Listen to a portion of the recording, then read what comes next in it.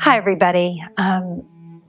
Just coming with you today and with a solemn flair of remembrance of this fateful day, a Friday, a gloriously beautiful Friday with bright blue skies and sun and not a cloud in the air. It was an amazing day in New York City on this day, Friday, September 11th. 2001. It was that day that we experienced terrorism, an attack on our soil. It was a scary day, I think, for all of us watching as we sat glued to our televisions in disbelief and horror. I know that's what my frame of mind was at that moment. I was actually getting dressed to go to the city that day to show one of my listings on East 19th Street when my brother called. And he asked if I was okay because he couldn't initially reach me. The phone wasn't working so well. It was jammed. And that was the last phone call that I was going to get that day because they shut everything down. He was relieved, of course, to know that I was okay except for the trauma that I was experiencing watching this unfold live on TV. Horrible day. And just wondering where we would get hit next with, of course, the Pentagons and then Pennsylvania. So 2 days later, when I dried my tears and brushed myself off and thought that some of the trauma had left me, I went to the city to volunteer.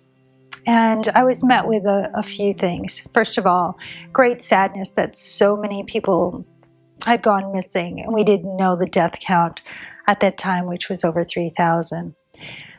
When I went to the city, and it's very relatable today because of COVID, so much was shut down. But when I went into New York City then, we had never experienced that type of thing in the city. And it was so quiet, you could hear a pin drop. There was nobody out. There were no cars on the road. There was nothing, no taxi cabs even. It was just silence. It was so amazing. But what I did encounter was each place that I went to volunteer, they had turned me away because the outpouring of volunteering was so great. They couldn't take any more volunteers to help with the hospitals or the doctor's offices or emergency rooms. So everything was already filled up. I also noticed that New Yorkers were having conversations with people, helping each other to bring each other up and supporting each other and getting out there and just trying to manage the trauma together. And it was really such an amazing and beautiful day. Later on, I spoke to people who were my friends who were near the trade towers. I had a friend who nearly died. He had gotten to work a little later than usual and ended up running for his life and didn't know why until much, much later. I have another friend who was working in the commodities building, and unfortunately they went outside to see what was happening and they watched people who were falling or jumping to their death. Something that still traumatizes him to this day. We survived all of this, and we will survive again because Americans are survivors.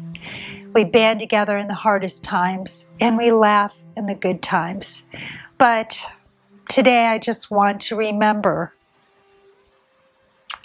our strength and remind us all about our vulnerability.